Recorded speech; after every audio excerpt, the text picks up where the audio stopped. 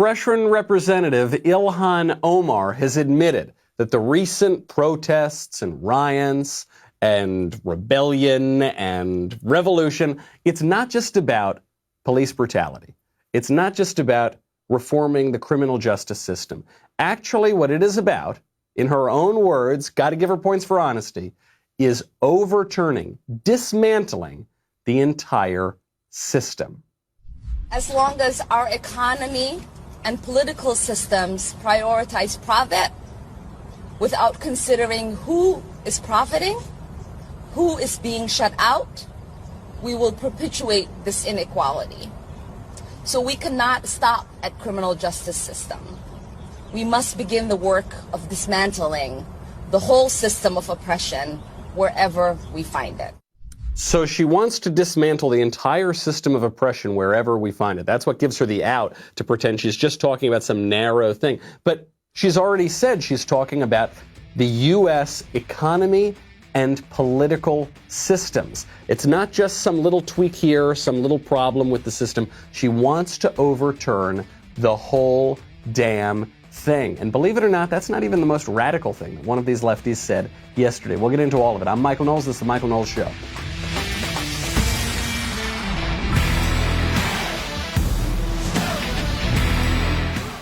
There's a big fight here over which system to dismantle. Someone is going to dismantle some system.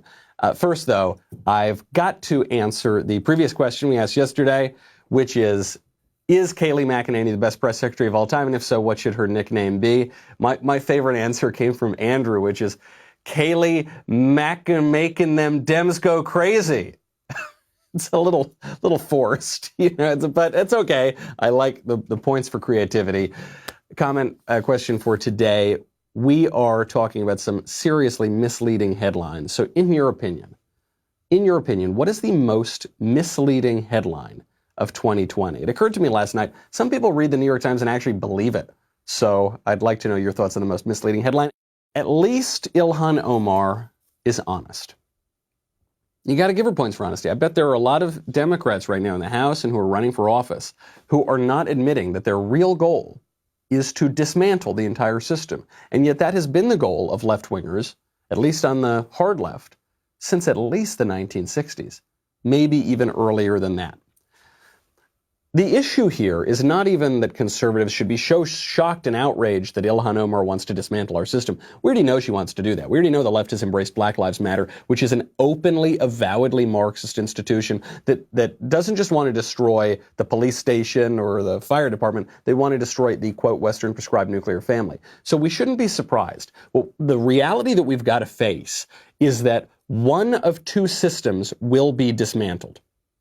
Okay, and part of the reason that this is getting so heated up right now is because of Trump. Because Trump is actually presenting a threat to the system. The one system that could be dismantled, if Ilhan Omar has her way, is the American national system.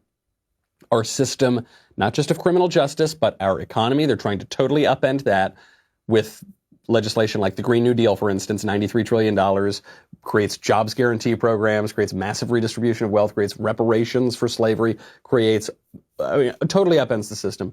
But also a cultural revolution, too, which dismantles all of our heroes, all of our traditions, tears down statues, even of our founding fathers. That system could be dismantled, or the globalized liberal world order system could be dismantled, right? You call it whatever, globalism, globalization, neoliberalism, whatever you want to call it. That's what Trump is threatening. He ran on that. He said, we've got to end globalism.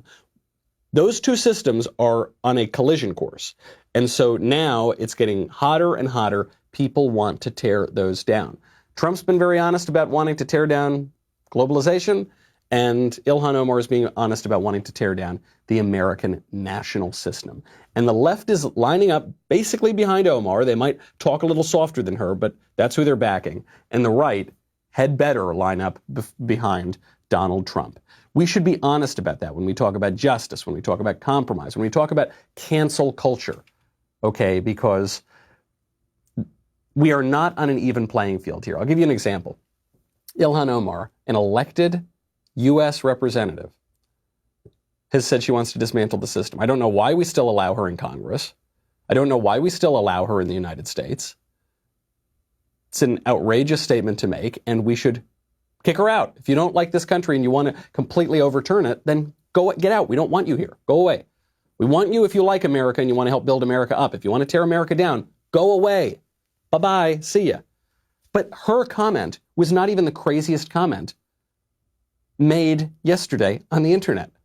That comment, I guess it was made a couple days ago, comes from the football player Deshaun Jackson, who quoted Hitler. He didn't really quote Hitler because it was a fake Hitler quote, which is even worse, I think, than a real Hitler quote, because it's like a dishonest Hitler quote. But what he said, Hitler said, is, because the white Jews knows that the Negroes are the real children of Israel, and to keep America's secret, the Jews will blackmail America.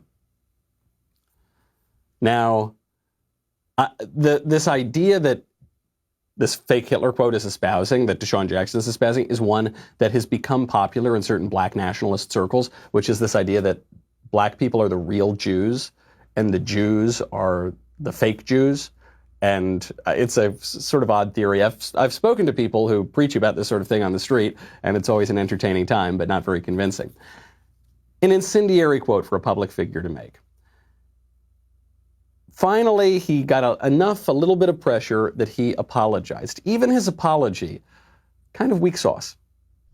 I just want to, first off, extend an apology on the behalf of me and what I stand for, because, I'm one that's fair, and I never want to put any race down or any people down. And, my post was definitely not intended for anybody of any race to feel any type of way, especially the Jewish community.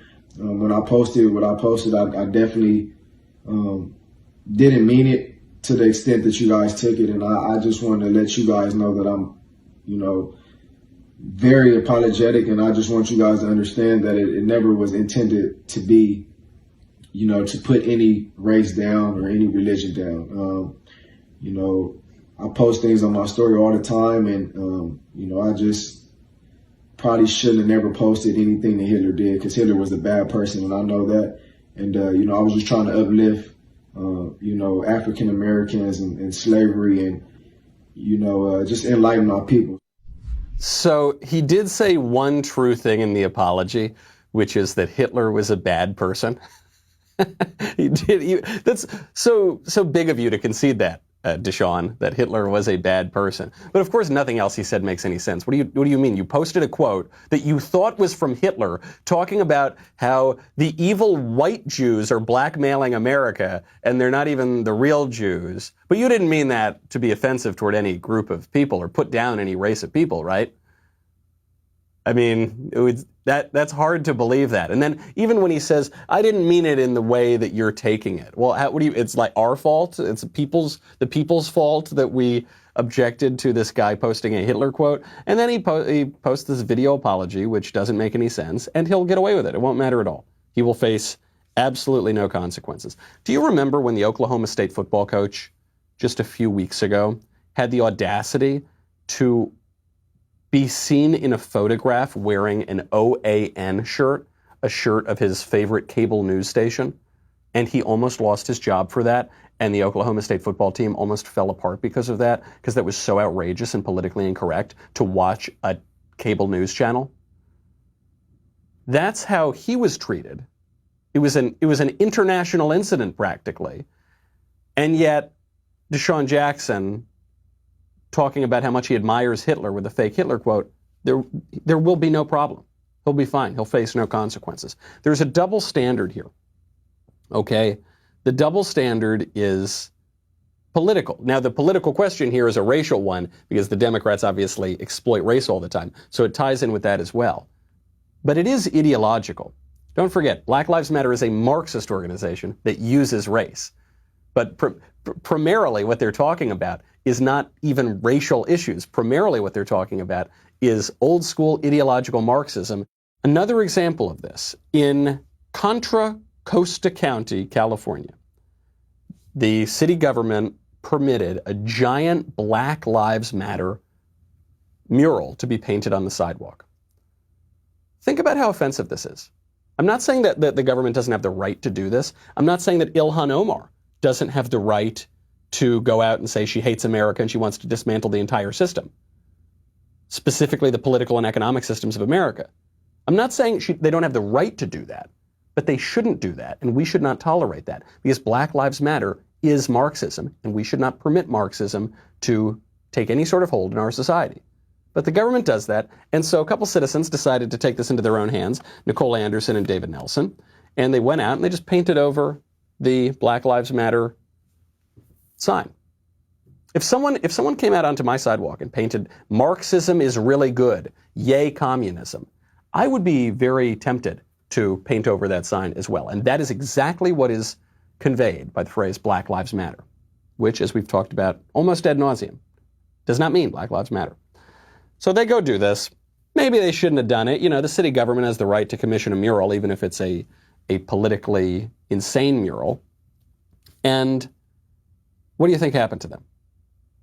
They are now being charged with 3 misdemeanors, including a violation of civil rights.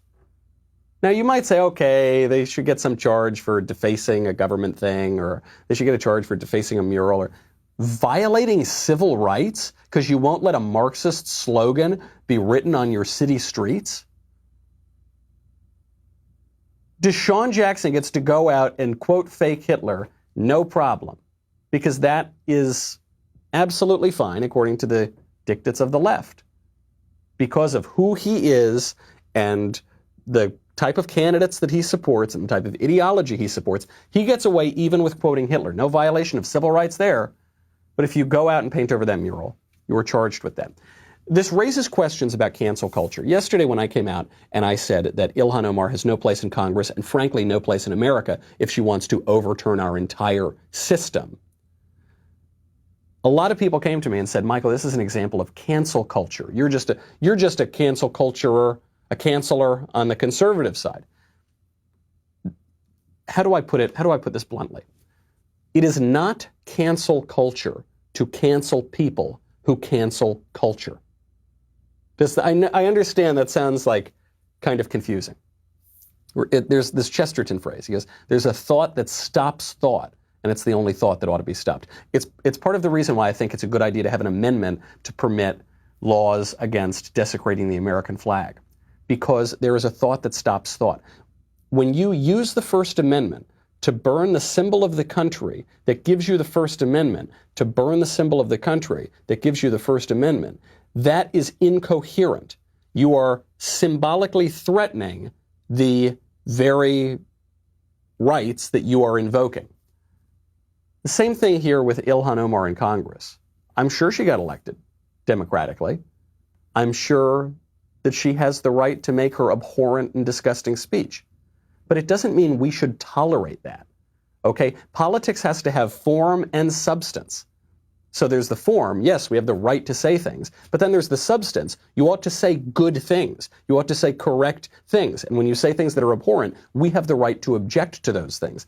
That is not what cancel culture is. It's a subtle distinction, but that's not what cancel culture is. It's not cancel culture to object to things that people sincerely say and do. That is just called culture and politics, okay? And conservatives for too long have been neutral about many things. We've only talked about the form, not the substance, because we're so cowardly. You know, the left doesn't play by those rules, but the right does. I think back to Dante. Dante puts the people who remain neutral in the war in heaven, he puts them in hell. They weren't rebels in heaven. They weren't fighting on the side of the angels, but they were neutral. Where do they go? They go to hell. What cancel culture is more specific. Cancel culture is when you twist what someone says beyond recognition. So you take what someone says and you disingenuously, you cynically pervert what they've said to sound like something that they did not mean and that people would not have heard in an ordinary time, and you use that to try to ruin their career. Cancel culture is not accepting a sincere apology. All of us make mistakes, all of us are sinners, and we fall short of the glory of God. So if you make a mistake and you sincerely apologize and you change your behavior, but someone still doesn't accept that apology, that would be cancel culture. Cancel culture is digging up years old, sometimes decades old jokes just because you don't like some guy. Kevin Hart is going to host the Oscars, and then you dig up some joke from 15 years ago that no one even remembers in a totally different context, in a totally different comedy culture, and you just use that to snipe him because you don't like the guy. That's cancel culture. Smashing statues because you get on your high horse and you feel so sanctimonious and so much better than all of your ancestors. Judging them totally outside the context of their own times. That would be cancel culture. And most importantly, and I think this is the key here, letting some people off the hook for the same offense that you would have canceled someone else for if they have the right political views or the right skin color or the right sex. That is cancel culture. Cancel culture is a strictly left-wing phenomenon because only the left has the institutional power to cancel people. It's funny, this is sort of like a version of the left's racism argument. The left says only white people can be racist because only white people have the power because there's white supremacy. Well, that's obviously not true. I think we've seen a lot of that this week. There's no such thing as white supremacy. There's no such thing as white privilege or institutional whatever in the way that they're talking about it. However, the left does control the major institutions of America, the mainstream media, Hollywood, big tech, higher education, lower education, administrative government. They control all of it, okay? And so cancel culture is a left-wing phenomenon because only the left really has the power to cancel. I'll show you this example. Take a listen to this. This was on CNN. Terry Crews has become very unpopular on the left because he's a black guy who is opposed to the Black Lives Matter movement because he sees it for what it is. His problems with the Black Lives Matter movement are not that black people shouldn't be treated well. His problems are that it is radical, Marxist, leftist. So he's invited on Don Lemon's show on CNN to talk about this. Don Lemon will barely let this guy get a word out. The Black Lives Matter movement was started because it was talking about police brutality.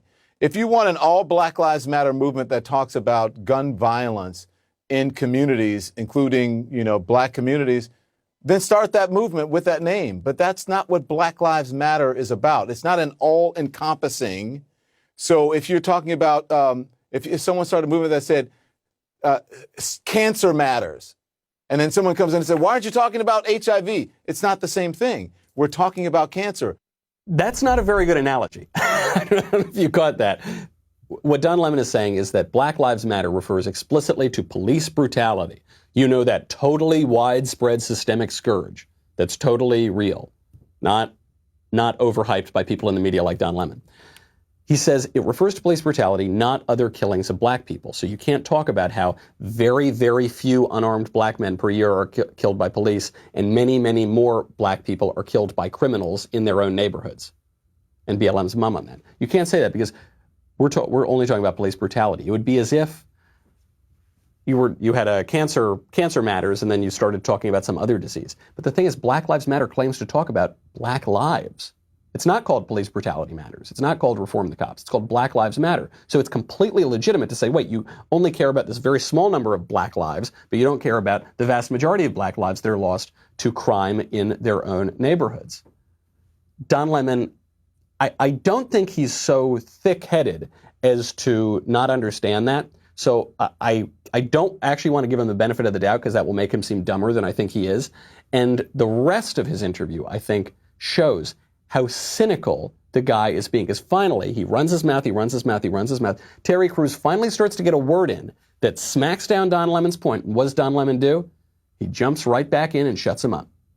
So the Black Lives Matter movement is about police brutality and injustice in that manner, not about what's happening in black neighborhoods. There are people who are working on that issue, and if you want to start that issue, why don't you start it?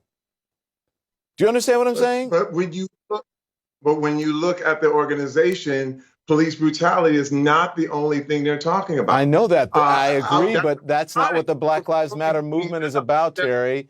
Black Lives Matter is about police brutality and about criminal justice. It's not about what happens in communities when it comes to crime, black on black crime. People who live near each other, black people, kill each other. Same as whites. 80-some% of white people are killed by white people because of proximity. Very true. It's the same thing with black people. That happens in every single neighborhood. But that doesn't, again, I'm not saying that's not important that those kids died, but it's a different movement. Wow, that is one cynical liar right there, isn't it? You see, he starts out that segment. Well, first of all, he starts out with a nonsense, which is he says, look, there are already people working on crime in black neighborhoods.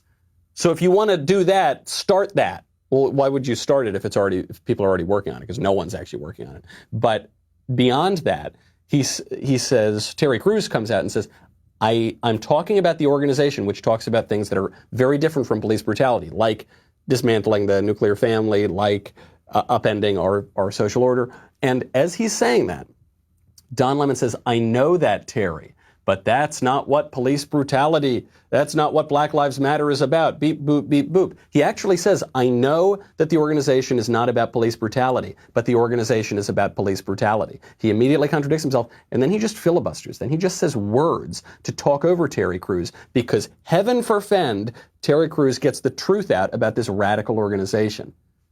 They won't let it happen. In a way, that's sort of like a mild version of cancel culture, because he invites the guy on the show and then he won't let him get a single word in. The most egregious example of this kind of institutional acceptance of lies permeating the whole system came from a headline in The Hill last week.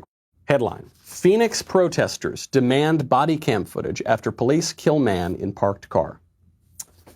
It's another one of these examples of police brutality. Cops come up. I'm sure the man was black, because that's what would make it newsworthy, right? The police come up. There's a man in the car, and they probably woke him up, and they just started shooting, right? Is that what happened? Not quite. So you got to skip 1, 2, 3, 4, 5, 6, 7 paragraphs. Don't tell you anything about what actually happened. They bury the lead. By the 8th paragraph, we say, the Phoenix Police Department said in a statement Sunday that an officer-involved shooting occurred after a 911 caller said that a man who tried to kill him last week had returned with a knife and was threatening to harm him. The department said that the caller pointed out the alleged suspect's location after they arrived on the scene. Officers requested additional backup before locating a man sitting in a parked car in the driveway of a house, the department said. Officers are said to have told the man that they were investigating an aggravated assault. As the conversation continued, officers instructed the man to get out of the vehicle. At this point, he refused, instead rolling up his window and armed himself with a handgun. And then the man began to lift his weapon. Then, one officer broke a passenger window to attempt to distract the man after seeing him point his weapon at a fellow officer. As that happened, 2 other officers fired into the vehicle, the department said. And the man was pronounced dead. We don't have any info on who this man was or what happened before. But this, you got to wait 8 paragraphs to find out that this guy had already tried to kill somebody, was armed with a gun, pointed the gun at the cops. Absolute dishonesty. Meanwhile, it's not just the media. The city of Seattle is now hosting a conference for its city employees on how to undo whiteness. That's the system that they're trying to undo in Seattle. Undo whiteness. How do you undo? Could you imagine if there were a conference called Undoing Blackness? Probably wouldn't go over very well. But undoing whiteness. City of Seattle had this training session for white employees aimed at teaching them how to, quote, practice self-talk that, quote, affirms their complicity in racism and about undoing their own whiteness. There are lots of overlapping systems here, okay? The left uses all of our institutions to push their system. And then every so often you get some weirdo candidate like Donald Trump, or I don't know. I mean, Trump is kind of the unique candidate, at least in presidential politics of late. And he poses a threat to that system. We can't have it all. We can't have a system in America where you punish people for criticizing Black Lives Matter by destroying their lives, but you don't punish people at all who post Hitler quotes to the internet and talk about how terrible the Jews are. We can't have a system where you punish people for wearing OAN cable news t-shirts, but you don't punish people for racial bigotry in the other direction. We can't have a system where a city government tries to get you to undo your own whiteness, shames you for the color of your skin, but only if you've got a certain skin, not if you've got another kind of color skin, and at the same time have a system of color blindness and moving past race and having racial harmony. You can't have them both. You've got to pick. Do you want racial harmony and assimilation, or do you want a racially bigoted country where you have to undo your whiteness?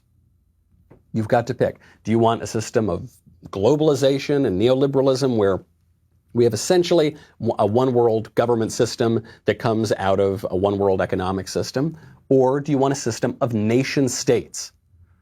Do you want the UN and the IMF and the EU and the WHO to control the world, or do you want your own elected officials to control the world? Those are the choices. The reason that this is getting so ginned up right now, 4 months before a presidential election, is those are actually the stakes. These little incidents here, the little Black Lives Matter protest or riot or whatever, the little Antifa thing, these little incidents are indicative of a huge fight over which system we're going to have. We got some good news on part of that system with President Trump's announcement on the World Health Organization. But that's going to be the debate. That debate is only going to get hotter, and you've got to pick a side. There's a group of, call them, I guess, liberals to classical liberals to slight progressives. They're trying to stand in the middle. They're trying to be neutral. Well, if you stand in the middle of the road, you are going to get hit by a truck. We'll get to all of that in 1 second. First, though, I've got to thank you. Thank you for subscribing to The Michael Knowles Show on Apple Podcasts. Thank you for leaving a 5-star review. Thank you for subscribing on YouTube to The Michael Knowles Show channel. And thank you for getting a Reader's Pass. If you're not already a Daily Wire member, you should consider getting a Reader's Pass to dailywire.com, 99 cents for your first month. You also get access to the mobile app, articles ad-free, and access to exclusive editorials. If you have not checked out the Reader's Pass already, go to dailywire.com, sign up for just $1, and buy Ben's book. Ben's got this new book that has come out. It's talks a lot about this ridiculous sort of sham journalism that we've been talking about all day. The book is called How to Destroy America in 3 Easy Steps. You can pre-order your signed copy at dailywire.com/Ben. Go get your copy today. Go to dailywire.com. We'll be right back with a lot more.